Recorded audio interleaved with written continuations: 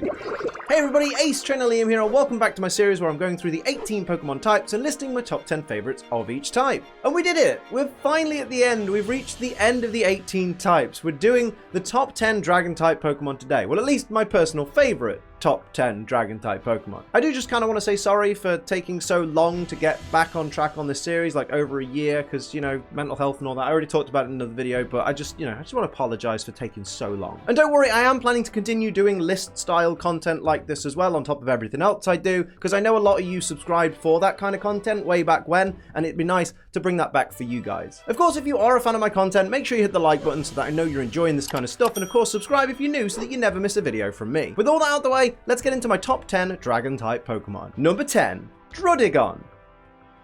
Now this one's probably a bit surprising to some people because I've said in the past that I find Druddigon to be quite a boring Pokemon, both in terms of design, both in terms of like how to use it in battle and stuff. But the more I've used Druddigon, the more I've looked into Druddigon, the more I've learnt about it, the more I've grown to like it. I'm still not the biggest fan of its design. I think its wings look really lazily designed. Like they don't even look like wings. They just look like pieces of flesh that just happen to be a little bit like Christmas holly shaped. But then something I do like about its design is its shiny form, which is absolutely gorgeous. On top of that, its stats aren't terrible, but I think the reason that I didn't like Druddigon is because whilst its stats aren't terrible, they're just outclassed by other dragon type Pokemon, especially other pure dragon types. But in its defense, it does have some great abilities like Sheer Force, Rough Skin, and Mold Breaker. So all in all, Druddigon's not a bad Pokemon.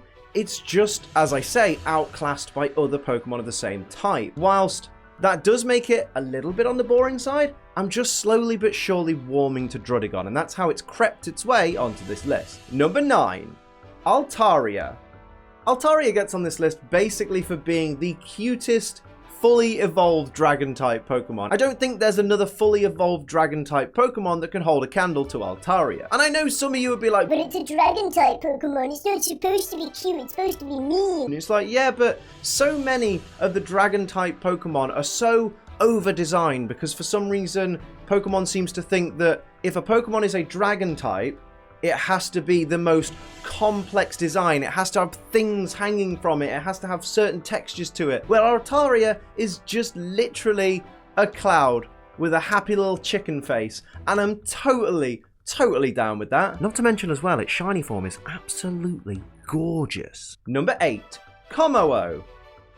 Now, ignoring its disastrous 4x weakness to Fairy, because everything I love seems to be 4x weak to something, Kommo-o is a cool looking Pokemon. Although in contrast to Altaria that I mentioned before, it's one of those Pokemon that has loads of stuff hanging from it and loads of extra, possibly over design, which is a bit of a low point for it, but I do still think this Pokemon looks really, really cool. It has cool abilities as well in the form of bulletproof and soundproof. Like, those abilities are both great ones to have. Kind of situational because they both depend on what move your opponent plans to use, and if your opponent doesn't have any of the moves that your ability protects against, it makes your ability useless. It gets an awesome signature move in the form of Clanging Scales, which is a 110 base power special dragon type move, obviously same type attack bonus. It does reduce your defense by 1 stage, but swings and roundabouts really. And that move in turn can be changed by Commonium Z into the most cringiest sounding Z move I've ever heard. Clangorous Soul Blaze. Honestly, if you think that move name sounds cool,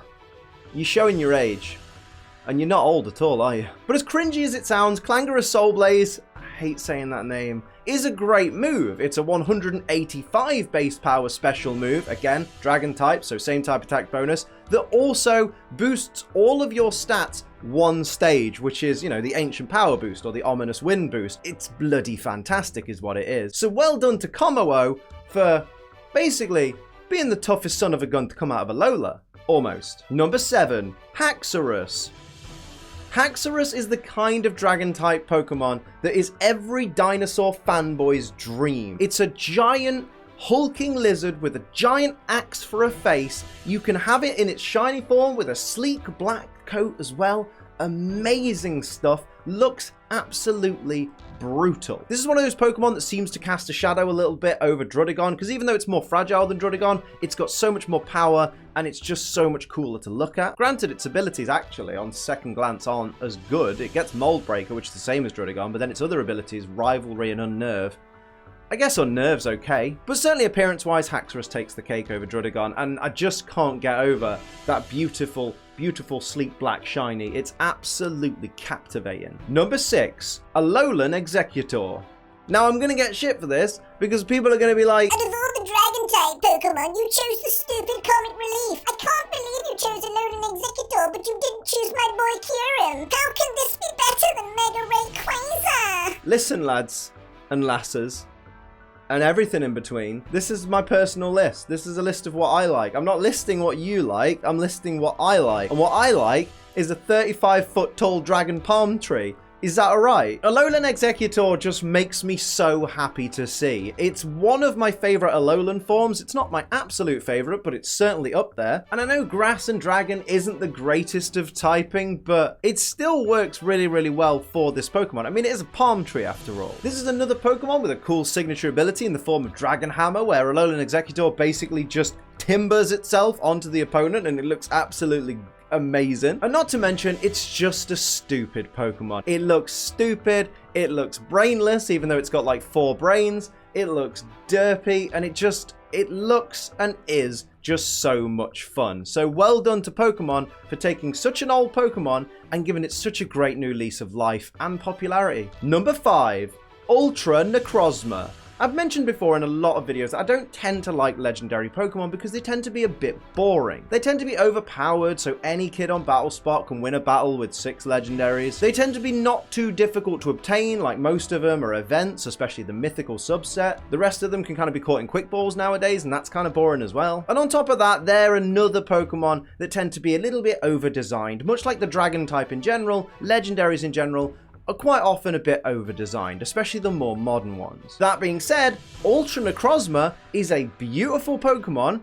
Caught a lot of us off guard when we played through Ultra Sun and Ultra Moon because we were not expecting that particular boss battle. And on top of that, it is just a ridiculous powerhouse. And I know I don't tend to like overpowered Pokemon, but at the same time, oh my word, I love this power. It's got the most fantastic attack and special attack. It's got great typing in the form of Psychic and Dragon. That's a horrible type combination. It's so wonderful. It's got its own fantastic signature Z move and just oozes cool. Like, it's the first legendary, I think, in years, maybe even in generations, that has felt like a legendary Pokemon. I feel like after Gen 4 introduced a lot of cool legendaries, but also a load of kind of rubbishy legendaries in between. And then when Gen 5 went, hey, half the Pokedex is legendaries, guys! I feel like since then, we've not had a great, really well thought out legendary until we got to Ultra Necrozma that actually felt like a challenge, actually felt like you were getting something special if you ended up obtaining it, even though you were kind of just handed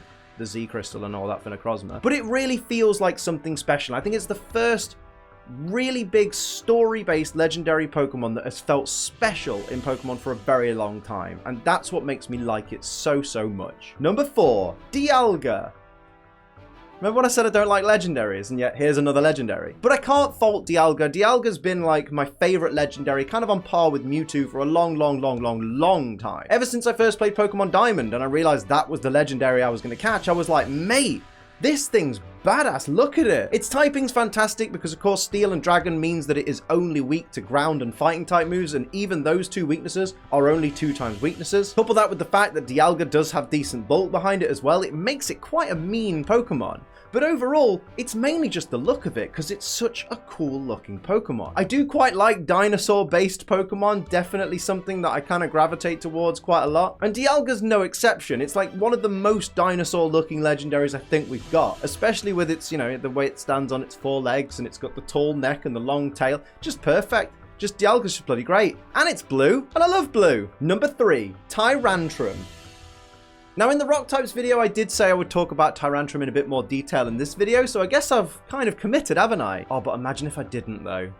Imagine if I just went to the next entry and just left you hanging. I'm not gonna do that. I'm gonna talk about how great Tyrantrum is, because it's a fantastic bloody Pokemon. Now, if you've done your homework from the last video, you'll know that Tyrantrum has a beautiful blue shiny. We know how much I love blue shiny Pokemon and just blue things in general. It looks amazing. Arguably, looks a little bit more regal in its blue coloration. Maybe it should have its blue and then maybe the gold kind of like crests and things on it. Maybe someone can mock that up and pop it in my Discord somewhere. I don't know. But it's a beautiful shiny nonetheless. On top of that, Tyrantrum in terms of an actual Pokemon build is fantastic. It's got that great, amazing T-Rex design while still very much looking like a rock type. You can look at it and go, well, it's going to be a dragon type because it's a dinosaur, but also it's definitely going to be a rock type. And before you type your comments saying that there are Pokemon that look like dinosaurs that aren't dragon type, I know there aren't. It was just a passing statement. It was just a statement, just a thing that I said. It's okay to contradict yourself sometimes. But it's also a great Pokemon from a mechanical perspective as well. It's not got particularly good speed, but it's got great physical attack and great physical defense, which makes it such a wonderful physical Pokemon. Couple that with its primary ability, which is Strong Jaw, which means that it increases the power of biting moves, and it can literally learn all of the elemental fang moves. I think it can learn fire, poison, ice, thunder. It gets crunch, you name it, it's all there. I think it gets... Is there a dragon fang move? Hang on. There's a Dragon Claw, but there isn't a Dragon Fang. So let's invent Dragon Fang. If Dragon Fang was a thing, it would have Dragon Fang as well. And if you don't quite fancy the Strong Jaw ability and you want an ability that only really relates to one move that Tyrantrum can learn, then you can have the Rock Head ability, which affects Head Smash. Protects it from the recoil damage by all means, but...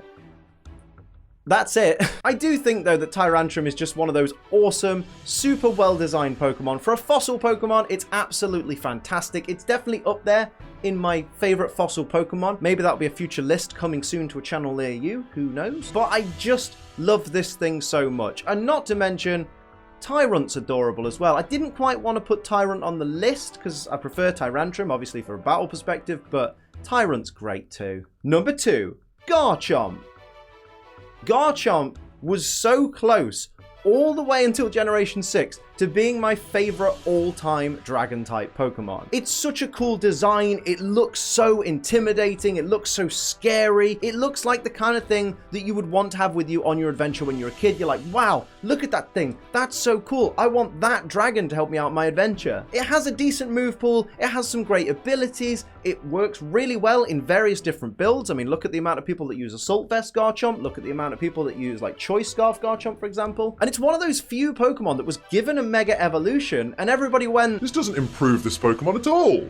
This makes this Pokemon worse. I want to use the regular version. And how often did that realistically happen? It doesn't happen with many Pokemon. Normally the Mega is an improvement and makes that Pokemon more viable, but with Garchomp, it just didn't. Garchomp is such a great Pokemon of its own accord, on its own merit, that it never needed Garchompite, ever. That makes it such an incredible Pokemon because it's so perfect already. I love that. And it's blue. Blue in it. Number 1, Noivern. Now, because these videos are coming out quite close together, it feels like I've literally only just talked about Noivern, although it's probably been like a couple of days. But what's not to love about Noivern? It's fast. It's powerful. It's a perfect example of fantastic Pokemon design because it looks beautiful. The colors all work together. Its shiny's ugly. I don't like it shiny, but we ignore that. It's just absolutely one of my favorite Pokemon ever. In fact, behind Poliwhirl, it is my second favorite Pokemon of all time right now. It's absolutely wonderful to me. It's a perfect design. It's fantastically designed for battle, and I totally get that it's meant to be fragile. Like, look at it. It doesn't look like a bulky Pokemon, so I totally get that it's fragile. I totally get that if you twat it with a rock, it is going to go down. But with its speed and its special attack, that's if it doesn't kill you first. And the beauty of it, again, design-wise, it looks like it could. It's an amazing Pokemon. Noivern is absolutely wonderful, and I'm so thankful for Generation 6 being a thing because it brought us so many good Pokemon, much like Noivern. Just a great generation for Pokemon Edition, even if it didn't add that many. Noivern is an absolute testament to the generation that it came from and highlights the good parts of Generation 6, ignoring the boring, lackluster story and the really kind of one-dimensional rivals. I can see Noivern for the longest of times having a permanent place in my list of my favorite Pokemon. I mean, it's in Sword and Shield as well, so even if Poliwhirl doesn't get in this stage, I'm quite happy. I know this is a tangent, but there is a Poliwag on a t-shirt in Pokemon Sword and Shield, but we haven't seen the actual evolutionary line in the game as of this video being shown. So I'm a little bit scared that maybe it'll just be on a t-shirt and that's the only reference to it will be in Sword and Shield. And that was made clear to me by my good friend Joe Merrick, who also pointed out that Slurpuff was on a Malasada shop sign in Generation 7, but wasn't actually in the Generation 7 Pokedex, technically, so I'm a little bit scared for Poliwhirl. But anyway, this list is about Noivern. Well, it's not about Noivern, it's about Dragon-type Pokemon. But let's face it, This list was always about Noivern, wasn't it? This top 10 list was just a road to get to Noivern. And here we are. It's my favorite Dragon-type Pokemon, and it's going to stay that way for a very long time. And that's my list of my top 10 Dragon-type Pokemon. I hope you enjoyed this video. If you did, hit the like button. If you're new, hit the subscribe button. Let me know in the comments your favorite Dragon-type Pokemon. And if you would like to support the channel like these lovely, lovely people here do, pledge to my Patreon. Links in the description. But until next time, I'm Ace Trainer Liam. Keep on training.